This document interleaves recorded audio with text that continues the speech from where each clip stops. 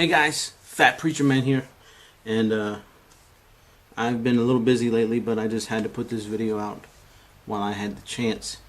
And this is going to be PS4 versus Xbox One. Now that they've both been fully revealed and a lot more details have come out, I'm just stating where I stand.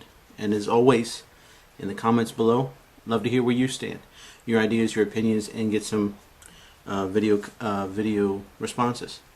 Of course, you guys have probably already seen a lot of information, and stuff I'm going to be going over might seem redundant, but I just thought everybody should know, and everybody should make informed opinions and decisions and know where they stand with both systems. The biggest thing right off the bat is the price. $100 extra, that's a game. So $499.99 for the Xbox One, or $399.99 for the PS4. That $100 is a game, maybe two, depending upon what you download, or it might be a collector's edition, a legendary edition, or it might be some downloadable content.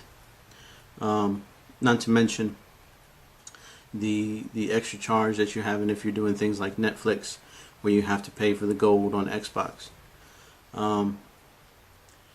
A lot of the specs, we've gone over are pretty much the same, except for it'll have the RAM will be a Series 5 instead of a Series 3.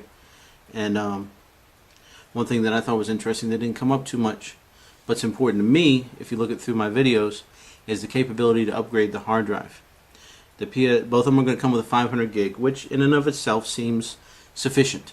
But if you look back into the older systems, to the 360 when it came out with a 20 gig, and the PS3 when it came out with the 60 gig, they weren't enough, obviously.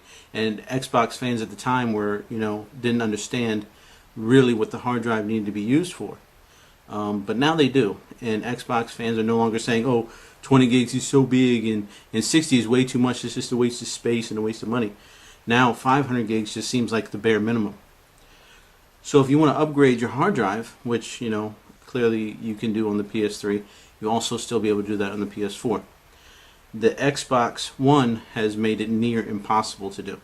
At least on the Xbox 360 you could buy an upgraded hard drive, slap it on, but here, unless you're really into computers and really can hack your way into the system, opening it up, finding a compatible drive and replacing it, and hoping that it'll boot the system up, then you're not going to be able to upgrade the hard drive. So those of you who are, like me, who are thinking about maybe putting just a 1 terabyte in there as soon as you get it, that way you don't have to worry about transferring data and all that stuff, that's not going to happen with the Xbox One. It is possible with the PS4, so that's one of the things, again, for me, that I look for. There's the no online checks, again, which is important, because if I want to take my system with me on a trip or to my family's, or if the internet goes down and I got to play a game by myself and the internet isn't working, which happens, I don't want to be locked out of my games. And not to mention the idea of the always on. Who knows what Microsoft is really doing with that camera when it's staring at you and it's always on in the background. Kind of like the Wii. The Wii, I don't know if anybody's ever noticed this, the original Wii, if you don't fully turn it off, it goes into that like sub-running mode where the light is not quite red and it's not quite green, but it's on and it's running, and from time to time you can see it light up and do things. So again, even like they had in the news a while back, where a teacher used a laptop to spy on a kid that was from the school. Now true, it was the school's laptop, but they were able to use that laptop's camera to watch what the kid was doing in the room and find out they were doing stuff wrong. And the whole privacy thing came into play, but the idea of them being able to do that, why wouldn't Microsoft be able to? They do everything else that they want to do, so why would they stop there? I love the little video that PlayStation's president put out about how you lend games. It was a two-step process. You take the game, you put it in your friend's hand, and actually I shared that on my Facebook page if you want to see it. It's pretty funny. It's only like a minute, but it's kind of sticking a jab at Microsoft because of all the hoops you have to jump through if you actually want to share your game with a friend or take it to a friend's and use it at a friend's, which is part of the whole gaming genre, is that it's about people and sharing an interactive community. So all the hoops you got to go through is really unfortunate. There's no game selling restrictions. Um, the camera with the PS3, you don't have to use it, but again, like I said, that always on and always has to be their camera for the 360. It's unfortunate. The games themselves, as we know from this previous generation, almost all the games are going to be available on both. There's just going to be certain exclusives. Mainly the exclusives for each system will be the in-house games, the Sony games and the Microsoft games. Now, in and of itself, neither of those would ever sway me to either side. I was telling my son the other day that the only game that would ever sway me to one system over the other is a multi-system game, and that's Fallout. If somehow Microsoft got rights from Bethesda to Fallout 4, and they announced that it's only going to be on the Xbox One, then yes, I would buy an Xbox One. But that's the only thing under heaven and earth that could actually make me buy an Xbox One at this point. Nothing else. Same thing with the Wii U. There's nothing that could sway my opinion. The only system, real next-gen system planning on investing in is the PS4. The controller design is better. The aesthetics of the system is better. I mean, it just looks more pleasing to me and to pretty much everybody I ask. Even Xbox fanboys that I used to hang out with and still connect with on Facebook have admitted that it looks better and admitted that they might be switching over. And a couple of them actually already pre-ordered, as I did. My beautiful wife did it for me. She pre-ordered ours on Amazon. And you can also pre-order it, I think, on Best Buy now in Walmart, and even directly through the Sony, which is pretty interesting. They talked about games, exclusive games. The biggest exclusive game for Sony that I'm interested in is Second Son. I didn't really see anything. Xbox has Minecraft coming. Not really interested in that. What else were they talking about? Oh, the Dark Sorcerer, that looks pretty cool.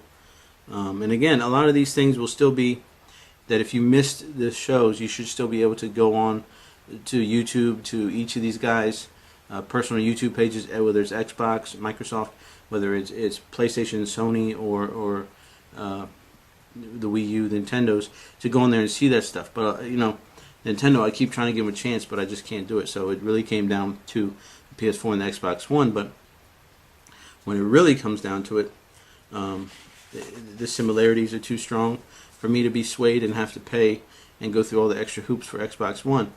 And some of the things that I do like if you do have PlayStation Plus, it's going to carry over. You don't have to worry about buying a whole brand new membership. So that gives me hope about they haven't announced it, or I haven't heard it, about the trophy system carrying over, especially since the Vita is going to be supposed to be a big part of the PS4's future, and the Vita is tied into the current trophy system. That also gives me hope for it carrying over to the new trophy system. Hopefully they'll just keep that intact, and all the trophies you've already had will be able to carry over.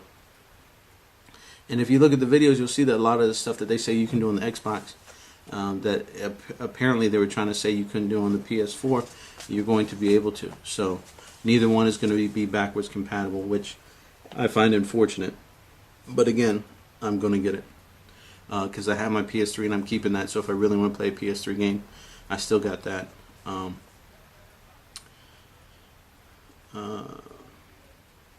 Again, a lot of the movies or TV stuff that either one of them talked about didn't really impress me too much. But they're both trying to really start utilizing this cloud based idea and system, which is basically just their own mini internet, where they're using the power of offline servers that aren't directly theirs, that don't directly affect what they do. That Sony has bought this whole cloud company, and Microsoft is adding all these servers to theirs, so that will have the extra computing power to handle things and process things and store things. So they're both trying to keep up with each other. But as far as which one just looks better coming out the gate, I gotta say PS4. They're both supposed to release at the end of the year, and so again, those biggest differences that we already went over, I don't know which one affects you the most, which one you're interested in hearing more about, and which one you could care less about.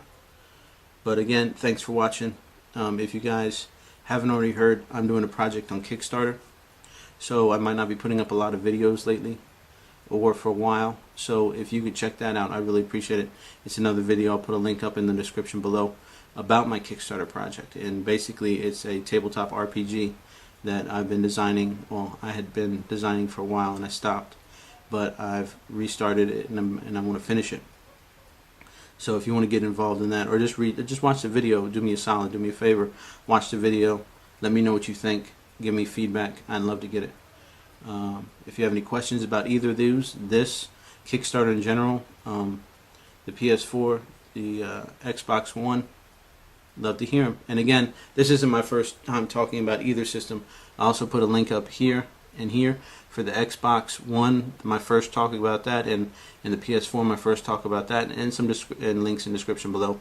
So if you want to know how I felt about each one the first time I heard about it, again, I was really disappointed in the Xbox One. That whole name itself, and not only is it a rip, but it's pathetic because it sounds like they're going backwards. This sounds like I had an Xbox One and it was a big bulky block, and it looks like they're going back to that. The PS4, again, it keeps that idea in your mind that they're progressing, they're going to the next generation. That's about it for today. So again, thanks for watching. Really appreciate you. Jesus bless you, and good gaming.